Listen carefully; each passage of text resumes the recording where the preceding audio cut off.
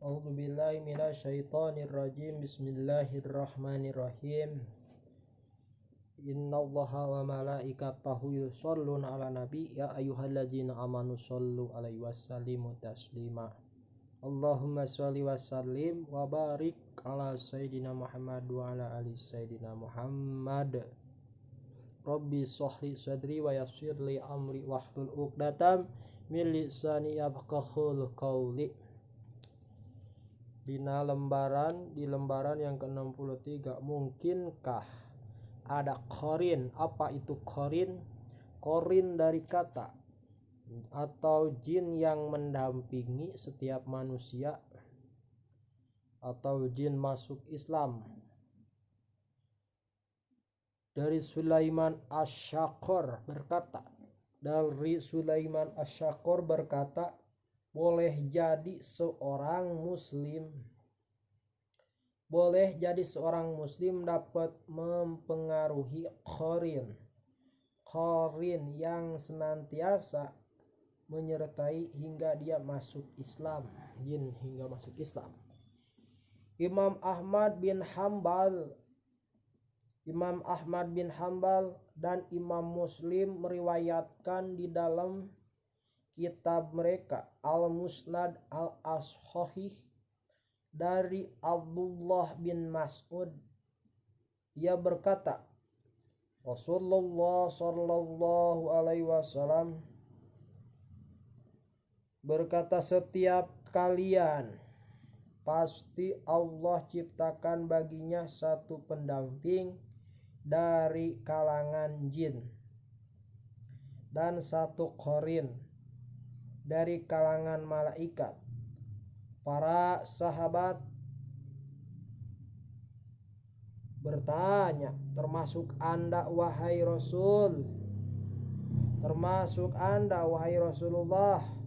Beliau bersabda, dan aku juga demikian, tetapi Allah menolongku atasnya hingga dia masuk Islam dan dia selalu menyuruhku kepada kebaikan.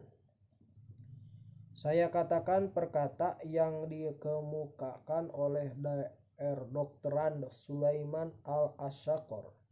Semoga Allah memelihara masih perlu dipertimbangkan, karena perkataan ini menyatakan bahwa setiap muslim dapat mempengaruhi pendampingnya hingga dia masuk Islam.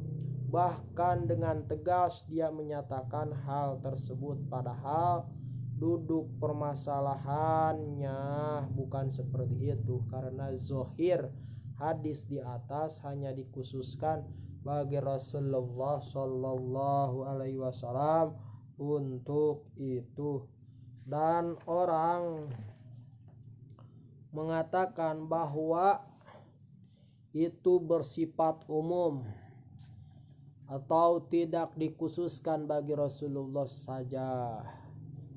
Dia harus mengemukakan dalil, sementara pengetahuan saya tidak ada dalil yang menyatakan hal itu, wallahu a'lam. Oleh karena itu, meski Umar bin Khattab adalah seorang yang kuat keimanan, kokoh akidahnya, dan sangat komitmen terhadap agama hingga setan merasa takut kepada yaitu Umar bin Khattab, namun tetapi saja dia tidak dapat mempengaruhi qarinnya dan setan untuk masuk Islam. Di samping itu, kalau saja seorang muslim selain Nabi Muhammad sallallahu alaihi wasallam dapat mempengaruhi setan hingga dia masuk Islam, niscaya hikmah dari cobaan dan ujian akan sirna.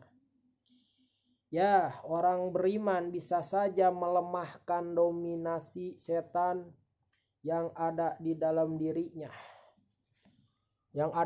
dirinya dengan banyak melakukan zikir. Jadi kudu loba eling, loba zikir, tak bisa ngelehkeun nyaeta setan anu aya dina awakna. Hiji nyaeta kudu loba zikir, yang kedua amal ketaatan, taat ibadah ke Gusti Allah Subhanahu wa taala, salat. serta membaca Al-Quran, loba macakeun Al-Quran, dan bisa juga ia merasa nikmat ketika mendengarkannya. Sesuai dengan hadis marfu yang diriwayatkan dari Abu Hurairah, sesungguhnya orang beriman dapat mengendalikan setan seperti dia mampu mengendalikan untanya dalam perjalanan. Jadi setan kos ibarat unta. Jadi urang anu ngatur, nah lain urang nu diatur ku setan. Al-Haythami berkata, hadis ini diriwayatkan oleh Imam Ahmad. Di dalam rawinya terdapat Ibnu Laiyah. Pada barisan rawinya ada juga Musa bin Wirdan, sosok diragukan. Di samping itu Abdullah bin Laiyah tidak menyatakan dengan lafal hadis. Cerita Ibnu Hibban menuduhnya dengan tadlis. Dia berkata, sebenarnya ia adalah orang soleh, tetapi dia menipu orang-orang yang lemah. Ini adalah catat lain dari hadis ini. Gitu cenah jurig ti aya. Jurig ti aya ngan tapi manehna lamun bisa dielehkeun ku urang eta si jin bakal takluk ka urang kudu loba eling, loba zikir ka Gusti Allah Subhanahu wa taala, maca Quran lamun hayang diri urang bisa ngalawan kana eta jin jeung setan.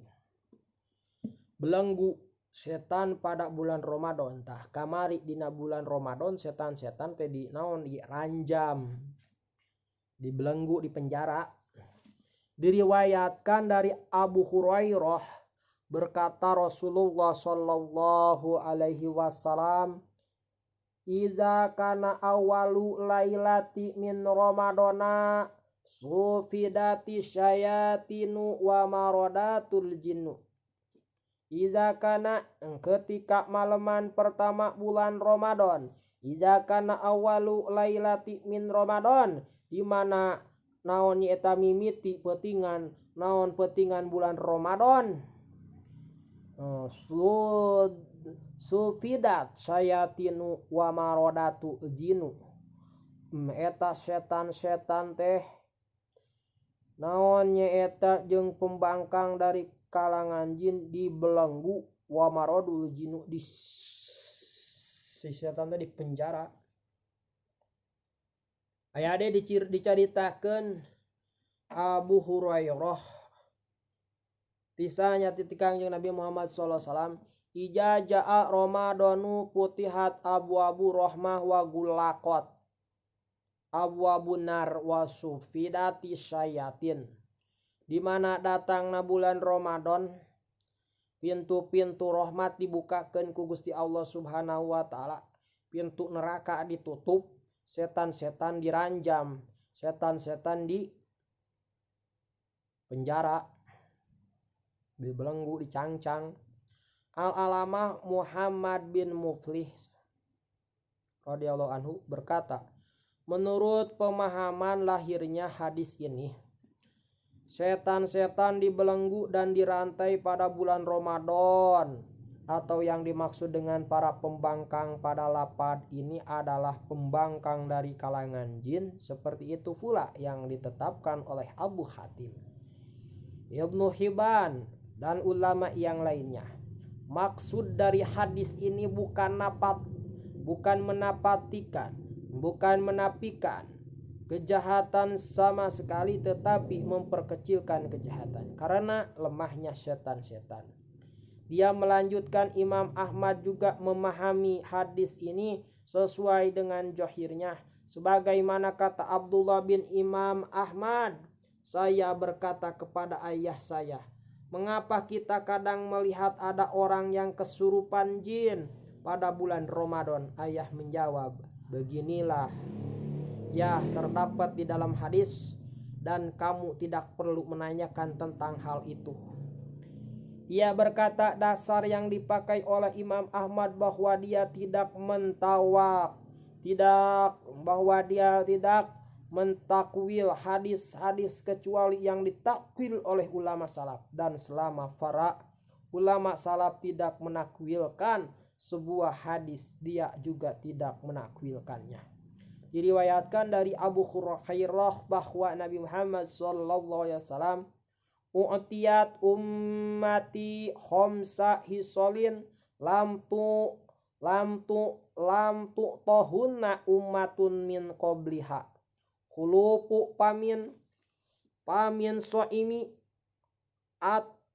atyabu indallahi min rihil miski wa tastaghfiru lahumul malaikah hatta yuftiru wa yazinullahu jannatu summa yaqulu yusiku ibadi summa yaqulu yusiku ibadi salihuna an yulqul mawanahu wal adha wa yasiru ilaika wa tuspadu bihi marodatul syayatin la ya'luhu na fihi illa makanu yahlusuna bi wa yughfaru lahum fi akhiri lailah. Umatku dikaruniai 5 perkara yang belum pernah dikaruniai kepada umat-umat sebelum, yaitu daripada Kangjeng Nabi umatnya Kangjeng Nabi Muhammad SAW.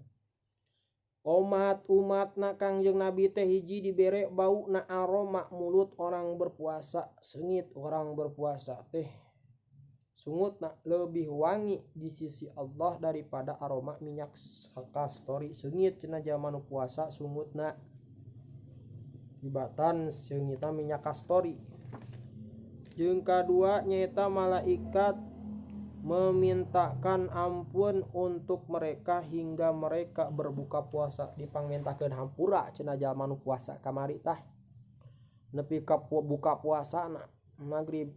Nu katilu nyaeta setiap hari Allah menghiasi surganya, nyadiakeun surganya. Lalu berfirman kepada surga, para hamba-hambaku yang solih menemui penderitaan dan kesakitan sehingga mereka masuk ke dalam. 4. Para pembangkang dari kalangan setan juga dibelenggu pada bulan suci Ramadan. Mereka tidak dapat menggoda manusia seperti godaan yang biasa mereka lakukan pada bulan-bulan lainnya. Pada akhir setiap malamnya Allah mengampuni orang-orang yang berpuasa. Ada yang bertanya, wahai Rasulullah, apakah malam itu adalah Lailatul Qadar? Beliau bersabda, tidak, tetapi orang yang bekerja hanya akan memperoleh upahnya setelah menyelesaikan pekerjaannya. Terus disambung lagi dengan menyembelih sembelihan untuk jin. Diharamkan talamun naon nyata motong-motong hewan ajang jin haram hukumna. Para ulama sepakat bahwa menyembelih untuk jin adalah haram. Bahkan ini adalah perbuatan musyrik syirik. Karena ini adalah sembelihan yang diperuntukkan kepada selain Allah. Seorang muslim tidak boleh memakannya, apalagi melakukannya. Meskipun demikian masih banyak orang-orang dungu, orang-orang bodoh pada setiap masa dan tetap yang melakukan perbuatan kotor ini. Imam Yahya bin Yahya berkata, Wahab berkata kepada saya sebagai khalifah memerintahkan untuk menggali sebuah mata air untuk dialirkan bagi penduduknya. Kemudian dia menyembelih binatang untuk para jin agar jin-jin itu tidak mengeruhkan airnya. Lalu dia memberi makan kepada orang-orang dengan daging sembelihan itu. Ketika hal itu terdengar oleh Ibnu Syibah, maka dia berkata, sesungguhnya dia telah melakukan sembelihan yang tidak halal baginya. Juga memberikan kepada orang-orang dengan sesuatu yang tidak halal bagi mereka. Rasulullah SAW melarang untuk memakan sembelihan yang diperuntukkan kepada jin. Ibnu Shihab adalah Muhammad bin Muslim bin Shihab az-Zuhri, seorang imam yang hafiz. ahli fikih dan seorang ulama besar. Dia adalah guru Imam Malik. Tunduh. Bakai baca Quran mah tunduh, bakai baca mah tunduh. Al-Alama Al-Qadi Badruddin Muhammad bin Abdullah Sibili berkata, saya mengutip dari tulisan Al-Alamah Samsuddin Abu Abdullah Muhammad bin Abu Bakar Al-Hambali. Dia berkata, peristiwa ini sendiri terjadi di Makkah pada tahun dialirkannya mata air. Kemudian Imam Hanabilah di Mekah memberitahu saya bahwa dialah yang telah menyelesaikan pengaliran dengan tangan sendiri, dan dia mewakilkan kepada Khalifah bin Mahmud Al-Kailani secara langsung. Dia berkata, ketika panggilan sampai kepada tempat yang disebutkan, salah seorang menggali keluar dari bawah galian dalam keadaan kesurupan. Dia tidak dapat berbicara. Dia tetap dalam seperti itu dalam waktu yang cukup lama. Tiba-tiba kami mendengarnya berkata, wahai kaum muslimin, apakah kalian diperbolehkan untuk menjalimi kami? Saya berkata kepada orang-orang, biarkan saya yang berbicara. Dengan kemudian saya bertanya, dengan apa kami menjolimi mereka? Dia menjawab, kami adalah penghuni tempat ini. Demi Allah, sekali-kali di dalam tidak ada jin muslim selain saya. Mereka mengutus saya kepada kalian. Mereka berkata,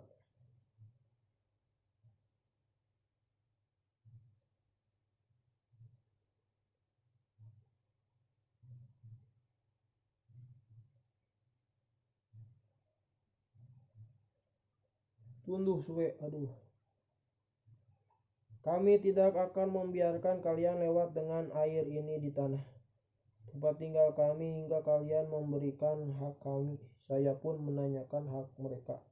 Dia berkata, ambillah seekor sapi dan hiasilah dengan penghiasan paling megah, lalu kalian pakai pakaian kepadanya dan arahkanlah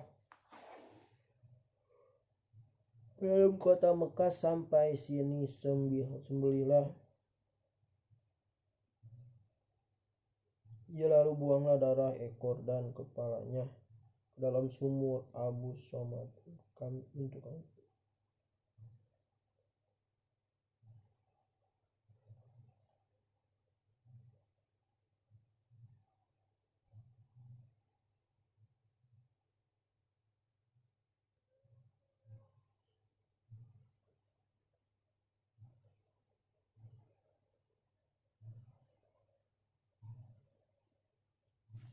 Gitu dulu lah. Tunduh ya mata suwe. Itu bisa dikompromi.